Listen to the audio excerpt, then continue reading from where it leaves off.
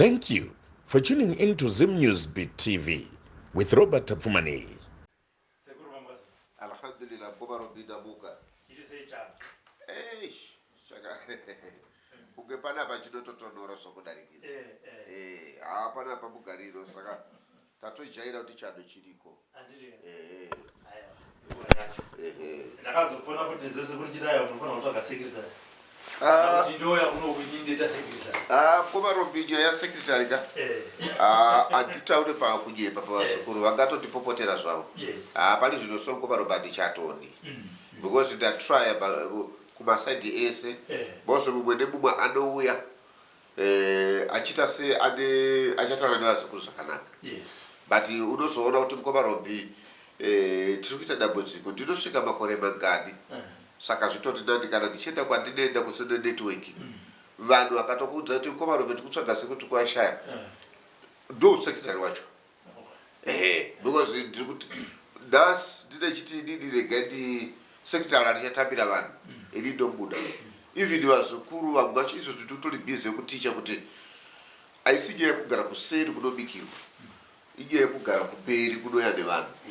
Saka kitchen ndiri kutofungidzira kuti izvozvi daiti vachibikira uku kureruka bhozi ndokune tepi saka zviri nani tigadzire tepi futi mwewe uku bhozi munhu akakosha muzukuru kugamuchiro kuuya kwake. Saka ndiri kuita mabasa ese ndaakuya kafa kuziva kuti vazukuru vauya sei, kuziva kuti vazukuru vadya here, kuziva kuti vazukuru vafungei. Ende chimwe chinhu futi Boba Robi ndotaura kuti isusu hatishaiwe nzvimbo yekuti vazukuru varara asi handingapedza ini ndiri mubatsiri handina pandinowana mablankets kana ndawana mablankets 2 ndinenge chiita emergency kwete kuti munhu atobva kumusha kwakuti ainida kunogara kwasekuru ndio kwandakuita permanent aiwa handina magumbeze ende sokuti vazukuru vaziva kuti sekuru achateka futi magumbeze ndiri kunyemba ndokuti ndikutoona chatova chirwere nokuti magumbeze vazukuru vacharovana mablankets. Saka muzukuru kana achiuya urwere iwe ndo unouziva kuti tiri kuenda kune munhu anobatsira asi vanobatsira kare chatoziva munhu amai angave baba unotakura kachira muchikwama chako kuti kwatiri kuenda kune chando like ipapa kune chando handikunyemei pano panotonhora zvisingaiti. Saka alhamdulillah tonokuti munhu pachezvako ziva mbuwa inokosha because ndira hauzotiudza kuti sekuru vazukuru nyavasi kubika aiwa tine nguva yekubikirawo kane nenguva yedu kwete kutobira pachivanzi saka kuti zvanzi sekuru ndipe chikafu aiwa titonge. Saka ndokuti alhamdulillah foni Boba Robi ndiri kudayira asi ndiri kupinda mumatare like mazuva ano izvozvi each and every day otherwise ndikarega kuenda zvironda mutaundi pamwe nechitobuda kuenda kana kumakorokoza handina madhezi ipe peta tiri kuchidoi kubhangeti kwarusape tiri kufamba. Saka kuzorora changu chako kwandinoti kuzorora pawiki kuri kundishomekera. Saka ndinokuti alhamdulillah asi shuviro yangu ndeyekuti ndinenge chitasisa kuti vazukuru vese vatiri kuendera vapone ende chandinochemera chokuti nhau dzokubuda pamidhia haisi nhau yekuda kuonererwa kana kuti kuvhaira asi nhau yekuti ini ndiri kudzudzika nehama dzangu ndeniwo nhau yawo pamberi pachapona kuti ndibatsirike. Zvinotibatsira Boba Robi nokuti alhamdulillah Allah subhanahu wa ta'ala kana tichiita mabasa edu aya inyaya yekutsvaga zambuko nokuti mumwe anoya nezvironda like pane zvino Boba Robi zvironda ijudi ende vanhu vanofanira kunzwisisa izvozvo. Chironda naJudi chinovengana chironda chinorwadza nguva ino Boba Robi. Saka ini ndinotenda kuti Allah subhanahu wa ta'ala vari kutibatsira kuti vane zvironda vari kuuya tiri kuvabatsira, vane nhau dzekudonabuka nefari tiri kuvabatsira, vane nhau dzekurwara ndofunga muno muziva mukomana watagara naye ndofunga tagara naye paperformance asi ndinotenda kuti baba vake namai vake paakauya akangondikumbira sekuti takunombonoonawo baba alhamdulillah asi mwana akabva kubva chiri muchechi kusvika up to 17 years zvaita wese apa iko zvinhu zvaane 23 years akugona kushanda kubatsira namai vake. So vazhinji vazukuru totigara takataura Boba Robi kuti musafambe muchiti hanzi mwana wangu achapora bhozi makore awanda ari kudonha pfari aiwa dzimwe pfari dzinenge dziri dzemumba menyu kana kuti dzemadziteteguru enyu vakaita zvavakaita. Vanhu vasatye kuti inini ndiri kunzi ndiri muroyi saka inini handiende kundobatsirika. Aiwa, uroyi ndio wako iwe uye urapwe bozi iwe uri kurwara. Vana vako havana kukunongedza, vazukuru vako havasi kukurwisa. Iwe unotyei kundorapiwa, rapiwa upore. Neuroyi wako iwe uchanyara wega kuti uroyi uyu handina heremi nawo. Saka tinoti alhamdulillah, uroyi be careful nawo nokuti uroyi chasara unopiwa mutombo usingawirane neropa rezvauri kuita. Zvinokuwadza iwewe wacho uri kuita mabasa akashata. Uye zvakare vazukuru vasashore kwavapo. Sekutaura kwamaita kuti munhu anenge ane 17 years achifamba achienda kumaprofita, achienda kun'anga, kumasvikiro kana kumudzimu, asi paanozoya ngatiti yauya mudare masekuru achapora otanga kushora kuti ndakaenda kudare rekwatapimanei hapana chakabuda. Aiwa, zvichida chikamu chavakaita ipapo chakaita kuti utombofema kwemasvondo maviri. Mukaona munhu akaenda nefaith kuti inini kwandakuenda uko ndiri kuwana zambuko, haana dambudziko. Munhu anouya nechidangwa chakuti munoziva mukomaropi, munhu anonakidza ndeuye anotaura kuti sekuru payo mushonga makandipa uye zvinhu zvangu hazvina kuchinja.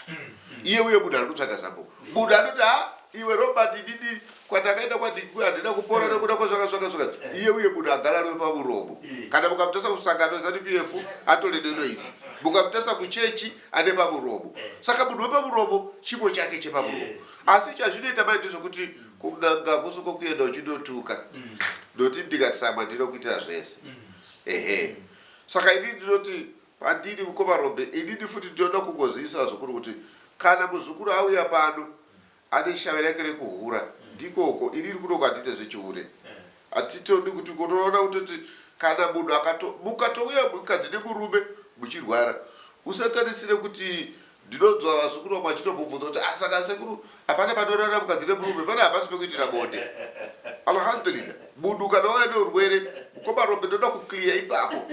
Handina bani kana sango rinotaisa kuti rite unhu wounzenza iwoyo.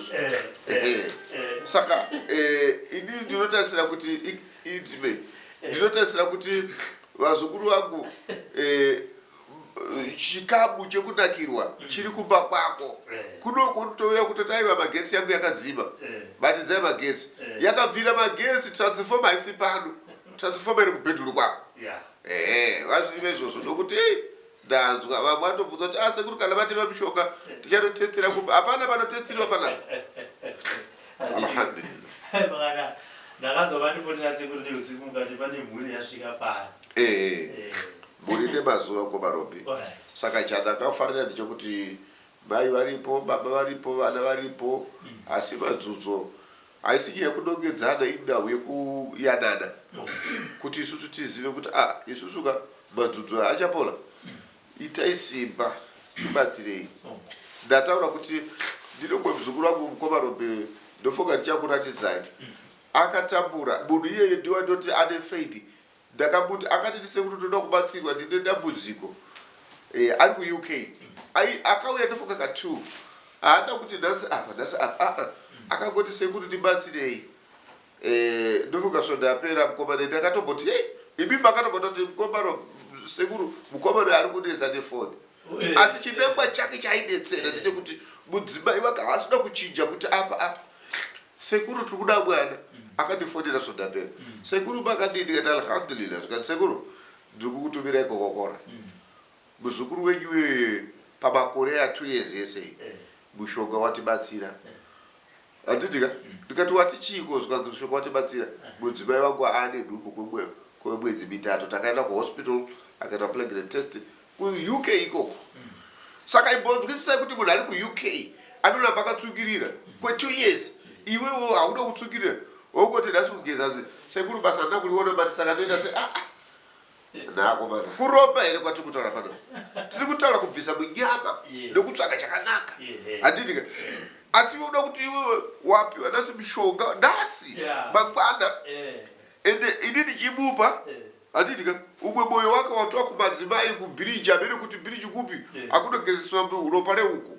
Achibva iko kwakwenda kuna sekuru ndingi, achibva iko atokwaroko. Saka unozoziva here apa uri kubatsirika. Saka mishonga neminamato zvakunorwisana panyama 1 woti handisikuona zambuko zambuko kuluwana asi pfungwa dzangu dzisenzera zambuko pfungwa dzemunhu Komarobi ngadzikwane pfungwa dzemunhu ngadzidzikane zvitori nadu titode vamwe vanhu vokuti izvo zvitu mai vakatotoka tini mufundisi sekuru ndikati very good zvikati asi sekuru murume wangu chironda ichi inoita sei ndikati amai mufundisi dzikamai ndimi mufundisi dzikamai chironda chipore chironda kana mukatora mvura mukachikirira muchiti haleluya mwari akati ndinobatsira vanozvibatsira uku ndokuzvibatsira kwacho nokuti mishonga ndinayo panapa mukatarisa vakauya venyologist vaive vanotora mishonga test oti sekuru murapa vanhu no wakawanda chii tiri kushandisa type iwo but wakawanda simba inini ndiri kushanda mabasa ematare saka uye akutesta nemushini wekuchipatara kana akanditi wawanda asi ndipavese vanhu vawanda vacho vapora anditi saka inini alhamdulillah inini ndiri kuti mishonga iyoyi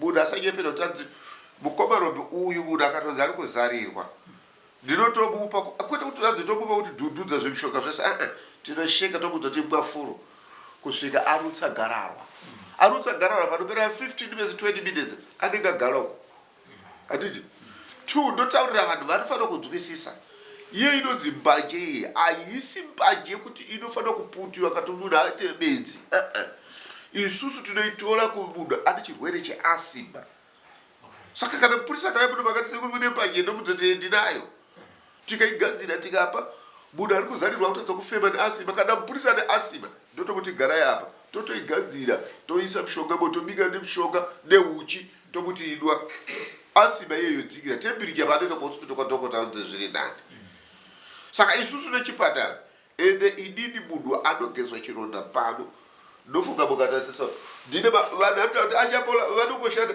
aya ifacemask magloves hatini mukuona aya magloves chatinodira magloves utachiona unotaurwa kumahospital wewe kune mwe munhu anenge neutachiona but ane ronda hatifaniri kusema munhu tinomugezesa munhu ende takapfeka magloves tapedza tinotoisa kubhini topisa magloves zvizvo alhamdulillah saka isusu nechipatara iwe chokwachi munhu ane ronda riri kurwadza totomudza kuti inwa jempeni inwe peni izi isusu tinogeza ronda kusvika pari kuda kupera tobva taisa mishonga 3 days alhamdulillah saka ini ndakati Komarobi uyai mhuri yangu yauya ine madzodzo nematambudziko payauyawo ikachema tinotenda kuti Mwari ngavapindire pamberi payo iponewo iwane zambuko subhanallah makati baba nemhuri aiwa tinotenda zvikuru Komarobi imhuri yenyu mhuri yangu iyoyi anditika adzimai vana vaviri nevana varasi vamwe vaviri havavapo vamwe vaviri havamo handiti dambudziko razoti arege timbosvikawo mudare rasekuru achapola rakamira sei tinotenda zvikuru Komarobi uye ndoda kutenda zvikuna sekuru ndokutenda zvikuru mose dambudziko riri mumhuri medu ndere kudai inini pandiri panapa ndingatangirapo kuti ndasarwa namai uye baba vakatorwawo naMwari hazvina kuipa mura waMwari asi ndaita mukuru mumba imomo saka zvandiri mukuru mumba mangu ini mukadzi nevana ava dambudziko ratishupa ratishungurudza vana havana chouviri ndichireva kuti pane mweya yakaipa iri kurwiswa mumba medu mweya yakaipa iyi yaita kuti pavana ivava ndati vari 4 vanasikana vari 3 hapana waroorwa mukomana ndiye munonoyo last born dangwe ndiye uri pano pari ipapa watova nenguva yakareba pazera rabo ungadai watova neimba asi pane dambudziko riripo tinobata kuti chikwambo chakapinzwa mumhuri medu chaita kuti usaroorwa une diploma reagriculture haana kuwana basa rinoonekera kusvika nhasi kwaari ikoko kwatwa kuma 30 something years old angadaiwo atova neimba yakwe saka zvinototirwadza zvotishungurudza izvezvezvo saka unotera wacho haana kuroorwa une diploma zvereagriculture haana choviri chinoonekera. Wechi3 ndewakazombowana wakamukana uri college Morgan Teachers College asi wamusekondi year.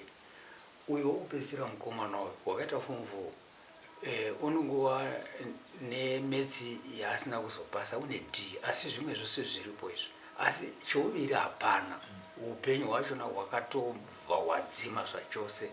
Saka uyo mwana asikana uri panoyo ini ndasingatozivo ndakanga ndichitowa kumusha ikoko ndiwo wakazobva wototi dai mama svika uno namai nokuti takanzwa kuti kuna sekuru ava vanoratidza kuva nomweya murefu, mweya waMwari chaiwo waita kuti vati dai mama mbouya semhuri tione tingabatsirikana sei. Zvimwe vangatibatsira kuti mweya ikaipa iyerema iyi nokuti inini mumhuri kwedu ndiri kupirirwa.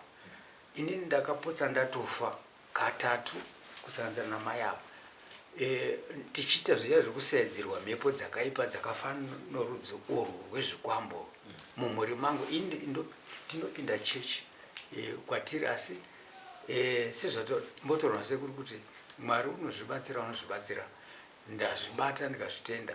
Saka kunamata kwataita kwemakore esaya zvokwadi taingonamata tichipfugama mavhasvuka asi dambudziko harina kupera.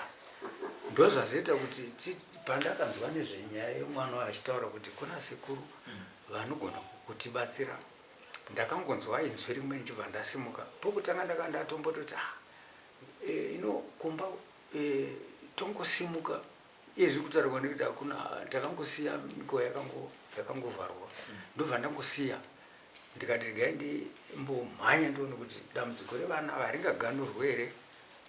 Zvirokwazvo ndaane 4 days ndauya panapa asi uyo wanga atanga kuda watova nevhiki. Saka izokwadi munhu waMwari kuti tiri kushungurudzwa nemweya yakaipa yokuita zvekusaidzirirwa noukama kunyanya. Ndo zvimwe zvatakaita sokuona isu kuti vanoda kuti vana vafe vari marombe here vasina misha here. Asi chandakatadza chiko zvingangoonekwa pamweya kuti pane zvandakatadza here kuti pane zvakatadzwa here namai avo kuti pane zvakatadzwa here nevana avo. Asi zvirokwazvo mweya unoratidza kana Mwari unoratidza kuti baba imi mune zvamakabata here kana kuti handina here. Asi kana ndisina ko vana ava vanoshungurudzirirwei kusvika pakuti waenda kuchikoro wacho zvakangodzima hapana upenyu huri papa. Saka izvi takuda kutofa isu vabereki kuvana ava vanosara vaita sei in the end yekuti pamwe data Mwari watitorawo. Saka upenyu hwevana ava hunotirwadza kwazvo mukoma Robert. Kumushande kuti ndobva Bikita kumazvini saka mwana ndiye akatanga kuya pana ndiye wakatotizarura zviro kwazvo ndasingazvizivi. Havana mazana angwara nekuda kwesocial media achingoonawo vachizinzwawo vachiyambuka vachidaisa vari kana kunotiraya obva atanga kuenda iye ende vakazona vanozodziba vana amai ngavawe pamwe ndimure vacho. Ndinototenda Mwari nekuti ndaingonamata saka chingorerora ikatisatedzikira ringosunungurira vana kuti haindisana kunamata vana vangu ndakambudai zvina kushata. Saka tichikupai mukana kana kuri nyaya yokureurura zvokwadi ndinoda kureurura hasha. Ndinoda kureurura kunonoka kuregerera. Ndinoda kureurura kushayiwa rudo. Kana ndasvika pakuti ndatadzirwa ndinondononoka kuregerera nekuti ndine zvakawanda pfuma yakambapera ndikambofunga kuti ndomboita back to sender kuti pfuma yangu iri kupedza kumombe mbudzi magarako ndiri kubirwa zvisingaiti. Ndozvazvisvika kuti ndisvike pakuti kuregerera kwacho kondiremera asi kunamata ndongonamata. Saka zvirokwazvo Mwari ngaandibatsire nemhuri yeyi ndotenda mukoma Robert. Saka unoti muri clean hamuna kumbobatawo midzi. Ninge ipapo ichokwadi ndakamboibata ndisati ndauya kuchechi. Itoriwo mission ndatoreswa. Ndakatomboendawo kudzin'anga nokumaprofita ndichitsvaga kuti jambwa nomunyama zvingava perawo here asi zvakaramba nokuti ndaimbozvitsvagirawo kuti hako zviri papi zvazoitawo kuti zvisvike kudai ndambonya kutadza chiko inini mukurarama kwangu ipapo muri rati mukoma Robert amutoase nyaya sevanhu vanomudarisa handina kuti zvangu ndimi ndakuti kana murimika chokwadi dare tisapedze nguva mukuti gaga kuti anonoziva kuti ndakabvenda chi ndakanzi zvakati zvakati asi mataura migodayo semurumewo ndizvozvo unombopindawo uchita kuti upenyu hwako humire zvakanaka ndinganimbozo zvangu kuti mwanasikana wadi atadzi ndiwo asumudza amai nababa kuya pano chii chanetsa shungu taura tinzwe shungu chii chanetsa upenyu chaihwero hwakatorema hazvisi kufamba mabasa anongopera mari haibatiki inongopepereka marelationship halasti marriage yaramba mwana hapana ndo zvakatondipa ushungu ndaona mavideos enyu ndichiona vamwe vangu vane masame problems nangu ndobva ndabata sekuru ndobva ndataura navo vakanditi huya ndokusvika kwandakaita panapa saka pamandakakutsvagira yavakwasha munoita sei hazvakuipa munobhadhara ndokukugira chaichaiyo kuwasha sekuru matambudziko emuri manzo ndinoteerera kumaroro hanzi mwanasikana ndiye akatanga kuya pano kuti munozviziva ini hazvina kuti ndatone mumweyo ibaba mzanzi yacho yemuri kutoona ndakatokuti aingwa iwo wakatosimbewo enda kugadheni uko tsoko izvozvi tsoko dzikutodetsa pamadhakisi apa ndiye ndachitotenderera asi ndinotenda kuti Allah subhanahu wa ta'ala vari kumubatsira because ndichitaurirwa first day kuti mukomana uyu kana zvikamurwadza haadi kutaura anokubuda pavanhu ukoendonozvigarira kwaanenge ari uko but inini chinhu chandakadzidza chokuti Allah subhanahu wa ta'ala anotaura kuti muupenyu wedu kana ukanzwa munhu achirwara harisi bedzi unofanira kuva nerudo semubatsiri alhamdulillah ndinotenda pana murungu aishanda painonzi Howard Hospital ainzi Dr. Tisiru. Dr. Tisiru asati abatsira munhu ainamata saka isusu patiri pano chivanhu chine munamato asi vanhu havanzwisise nokuti mukatasa gogombuya nehanda vaiti ini ndinokumbira kuna Nyandenga chizezuru anditika so pavaikumbira kuna Nyandenga vane chivanhu chekuti iwo chivanhu chakavagara pavari vanoti imi madziteteguru angu mutisvitsire mashoko atikutaura pano kuna musika vanhu anditika saka vanhu mapastori kana mapastors kana chii vanovati nganga dzine madhimoni iyo nganga ichiziva Mwari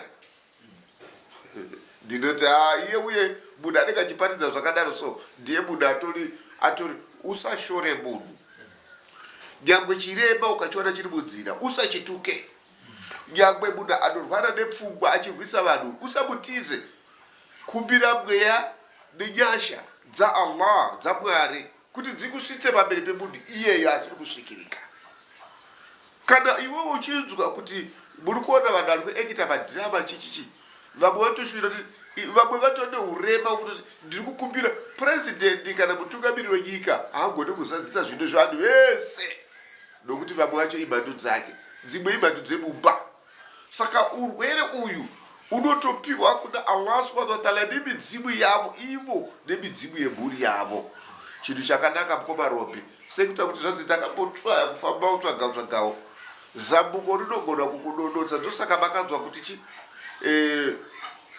upenyu unozwa kuchinjira dzimwe nguva wapedyo nekufa watotesa nekufa so wotoda kutora mukosha neprado motikari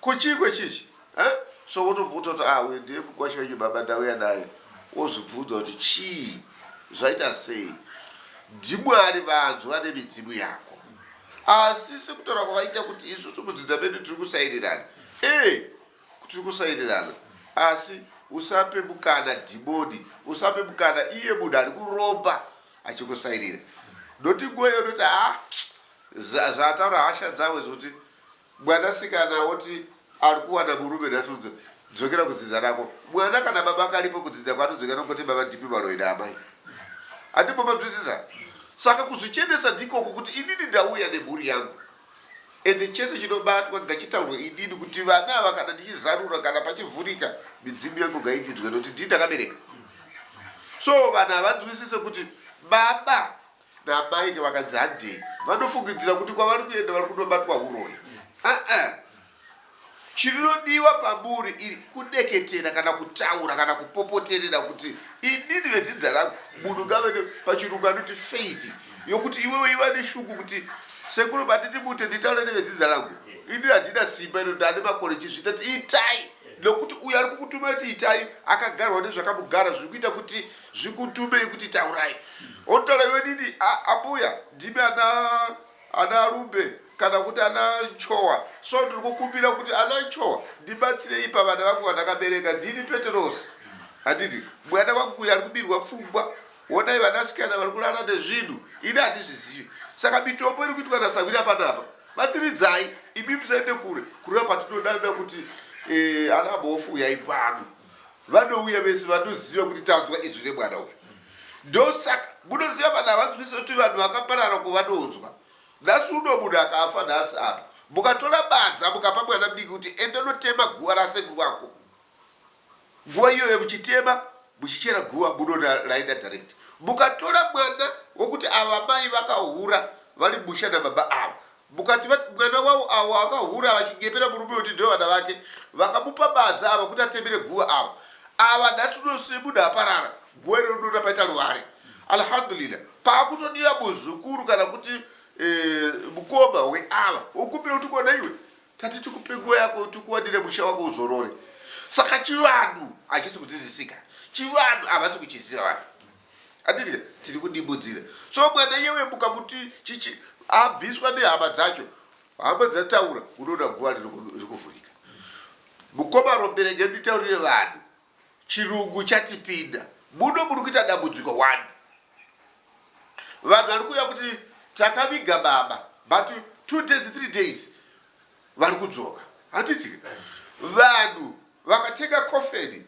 nefuneral police bhokisi rinouya mumba ndochivanhu munzwisisa handiti machechi asati kanganise chivanhu chedu nokuti vari kuti vakaviga munhu uye ari kuzobuka apa angari muchechi angari mufundisi chiri kupa kuti abuke chi munhu ari kubuka ari mumba mukomaromba bose aurayiwa neshamwari kana kungawo mabasa kana kungawo kupi so ari kuda kuti inini musati mandiviga nditire chivanhu changu bvuri rinomira pamadziro apa bhokisi riri apa vanhu otonoti bvuri rakamira iri unonzi haleluya mwari tungamirira munotungamirira iye munhu amira saka chivanhu vanhu ngavazive kuti kune munhu akafa anomira bvuri veukama vorangana vakuru sezvakutaura kuti ndini mukuru handiti asi ndiri kukurirwa nevakabata handiti godo rari kuda kutsamwa kwari kutsamwa ikoko akafa ane mibvunzo 2-3 ko ndimai vangu here ko ndiani ndibaba ndisekuru muzukuru here akafa akatakura mutoro iwoyu musi wanofa avasikana vanouya nevarume vavo vati let's bury handi tivige baba mukuviga baba pamuri kusumudza guva bhokisi muchienda nako makuva muri kusumudza mukunoviga makuva ayo kare makuva yedu taiziva kuti 2 meters 3 meters aya mutaundi yemazuva ano yakanaka aya panangobudira ruware papa akomana akuti ngativigei papa saka chivanhu chafa nelocation chivanhu chafa netaundi saka baba kutaura kwari kuita chivanhu ngachitevedzwa chivanhu ngachitsvagiwe saka isu tiri kuti alhamdulillah Allah subhanahu wa ta'ala vachatibatsira pamhuri yese kubva pane mukomana kunyatsa kuziva kuti inini ndiri kunzwa kuti ndinofanira kuwana mukadzi ini ndinofanira kuwana mabasa ende mukazosasa kuti ndakutaura pachirungu chaichai ndinoti baba he must be rich because ndofunga materera hapana mwana wake asina kuenda kuchikoro pari kuti kudona mwana maybe ati C kana kuti D handiti kuna kuti one subject asi vakambozama atupachize zviri kushava but vakashavira chikwambo ndo chakatora dzidzo ndo chakatora vanasikana apo vasikana vacho ngavasimbe vane mabhamubhamu vakasimba ndimba dzakatuka tupiriviri but hadzirorwe ndiboni revanhu rakaipa rinoshungurudza nai saka tinotikumbira kuti Allah subhanahu wa ta'ala ngaavhurire baba vasikubvuma kwavaite kuti aiwa ukoma ropi inini alhamdulillah ndinoti ndatenda language yavashandisa nekutaura kwavaita nokuti handina kubva ndataura navo kuti ukoma ropi achauya munhu wandaiziva musikana but ndaona kwayatangira varatidza kuti kumoyo kwavo isusu mkomarobe tinopfimba vanhu tinopfimba nokuti munhu wechiki ndikabona akauya ndikangomutarisa so ndinenge ndatopedza ndaivabata kunge chimondo kuti chingatsemuke pakati nemoto chikawandisa moto ndaivabata kunge kachingwa ndaitobvunza kuti muripo mwanzeta sei ndaibira kuti ndizonzwa kuti izwi ravo rinobuda saka nhasi vabudawo kugezai tasekuru ndinotenda rudo alhamdulillah inini ndinototi munhu asarege kuenda kuganga achiti zanzi ndinonamata chinamato kwese chiriko kuganga chiriko futi alhamdulillah rabbil alamin amin mune mashoko here amuda kutaura ndinotokumbirawo pamhuri yangu iyeyi zvino zvinotondirwadza vana vangu ava kurarama kwavanoita kunondirwadza zvakanyanya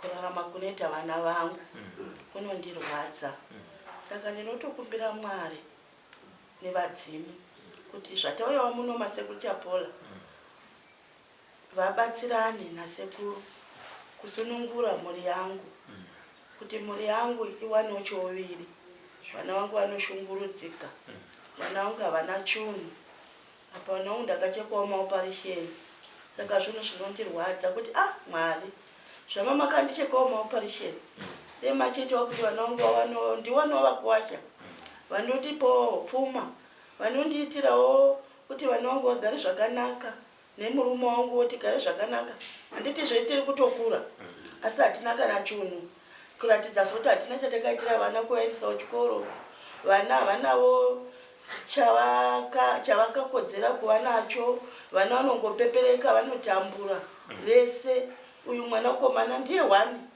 wandakatotasirawa handi ndinanga makatasirawa kuti mwana wangu mukomana achandiitirawo zvakanaka pamba saka mwana wangu hapana kana chimwe chaimbofunga asi kupasa akapasa haana mesi chete saka ndinorwadziwa zvakanyanya paakatanga kurwara ndo pandakatotangisawo kurwara ndakarwara ko zvino ndatosimba nekuda kwefungwa nekurwadziwa nemhuri pamwe chete nababa ivavo tichingoti saka chiivo chatakaitirwa izvi tikatarisa kumba kwavanin'ina vavo vatova nemhuri asi vadikisa kune vana vangu asi vana vangu havana chunhu vanin'ina vavo vese vana vavo vari kumabasa asi vadiki kune mwanakomana wangu asi vangu ndakangowana nawo pamusha munozviziva kuti kana ukangogara nevana sezvizvi mhuri inotaura yototi vakaromba nevana kudzidzisa vana asi vakaromba navo zvinhu zvinorwadza saka ndinotenda akatotifonera vachibva kuSouth Africa tikati nokwaanotiisa ndepi akati uyai fambai makadai iye akasvika pano China indi akasvika Friday nemwanakomana baba akazosvika wachitatu tavafonera sekuru vati danai baba saka pavakauya baba ndakafara ndikati iko zvinotaona zambuko nokuti tabatana semhuri kuti zvinoshungurudza mhuri yedu zvinopera zvichabatana midzimu yokumusha kwavo navasekuru kuti zvinhu izvi zvionekwe pari pamwe saka pese patatakangogara vaingoti sekuru mukomana upati vari kuuya sekuru tikati takangomira nhasi pavandiuya vachitsvaga musikana vachiti koma Robert vauya ndanzwa kusununguka zvingamboiti ndikati zambuko riya rodini rasvika manje saka ndafara ndiri kurwadziwa nevana vangu tidei Mwari wangu tinzirawo nyasha nokuti uchinzwa vamwe vachitaura tiri mumbomo vanotaura matestimoni avo akanaka kuti musambooneta mama ndikati munoti ndichaona mukosha ndichaonawo vana vangu kuti vawane basa vachandichengetawo iye mwanakomana wangu uyu ndichaonabatawo muzukuru wake mwana wake asi mama zvishoma izvo pane zvinouya panapo tikati tiri kushungurudzikana baba vedu wei hazvina kuchipa vanava kuti wakapinza chikoro hatiti unopinza chikoro une tarisiro unozvara mwanasikana wako une tarisiro kuti ndiona mukwata saka handizvozvo ndinotenda sekuru chivharaii ndari asi ndakapurumisa kuti hakwasha ndovatsvagira alhamdulillah ndozvana kakomisheni